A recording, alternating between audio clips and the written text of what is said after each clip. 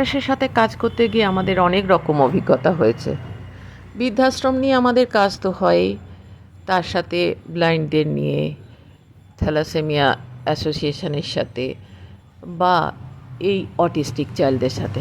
আমরা একটা 15ই আগস্টে গেছিলাম এই স্কুলটাতে।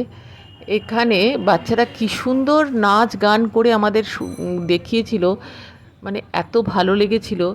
সত্যি করে সব কিছু শেখাতে পারলে ওরা কিন্তু সত্যিই শিখতে পারে,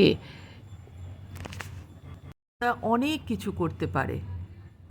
ভালো থাকুক সব বাচ্চারা। শুভ স্বাধীনতা দিবস।